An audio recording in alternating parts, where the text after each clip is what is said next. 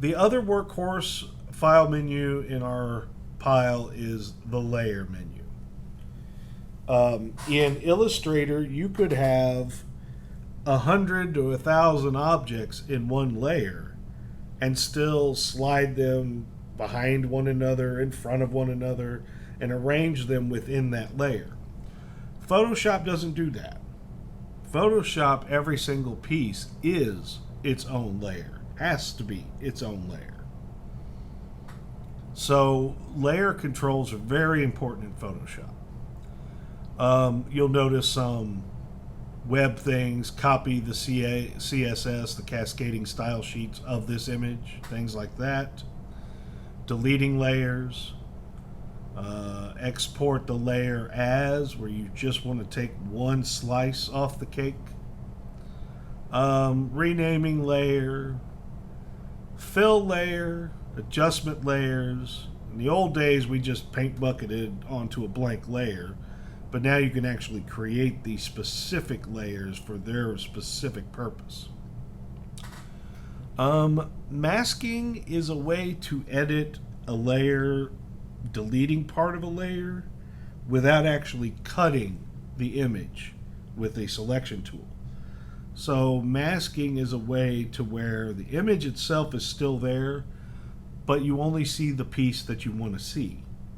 Whereas if you use a selection and a copy, cut, paste, you're literally chopping up the images, putting holes in them. This keeps you from putting holes in them. Smart objects. Okay, so I said we were going to talk about this a second ago. Smart objects are anything that is not a photographic or pixel-based image.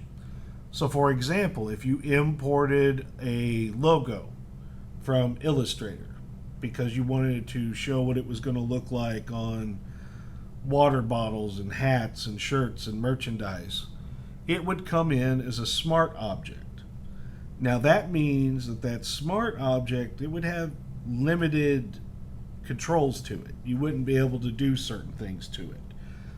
And that also means that if you went back into Illustrator and altered that object and then hopped back to Photoshop, it would automatically update with any changes.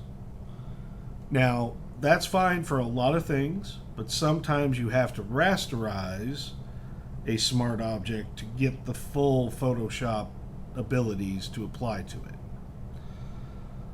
Grouping layers, hiding layers, arranging layers, aligning layers, all these things, merging, flattening an image, all this stuff is all under the layer menu.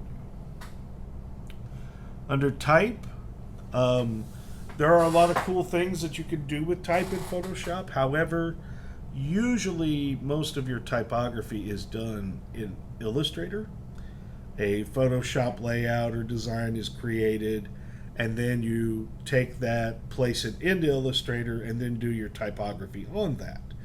However, there are some amazing tools in Photoshop that you can use on your type that don't exist in Illustrator that gives it a completely different look and feel.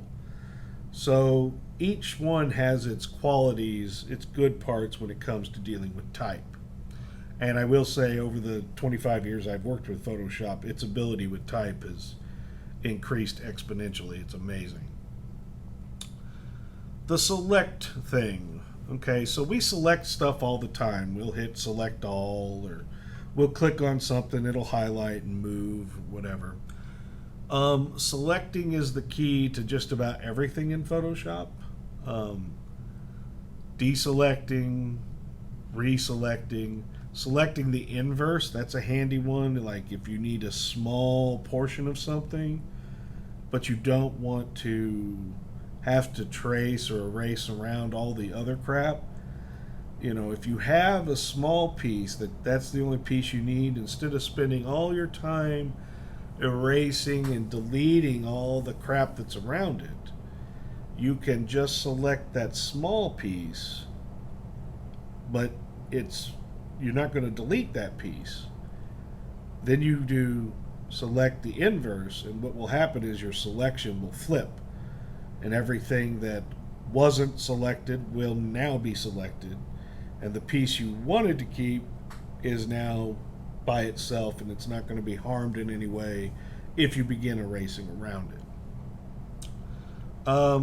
Selecting a color range is really good when we're dealing with pixels. Let's say you photograph something on a green screen or a white background or a black background or something like that, and you want to remove that background, and you don't want to have to trace a t-shirt or a water bottle or a person. So what you do is select the color range, which will select if it's on a nice solid background, you can just get rid of it with a snap and it's done. And then again, some masking and things like that. Growing a selection, you can grow a selection by a pixel at a time if you wish. So let's say you trace real tight on the inside, but you're like, I need to get a little bit of the background shadow or something. You can grow the selection. All right, now filter. This is a very powerful palette or file menu, but it has tons and tons of eye candy. And all of the eye candy can be useful if you know when to use it. You can go overboard. So the basic things under filter are some camera photography filters, and then some basic blurring, distortions, some little effects, things like that. But then you'll see here grayed out is this thing called filter gallery. So let me go ahead and let's see, I'm just going to make a new layer, and I'm going to just make a big brush and just go. Okay. All right, so now I've got this blob of whatever. And if I go to filter, let's see here, is that selected? Filter gallery, it's not letting me do filter gallery.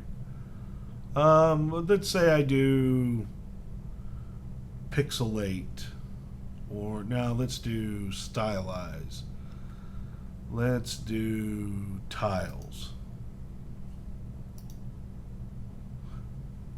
Wow, look how incredible that is. Okay, some of this stuff is kind of silly and a joke.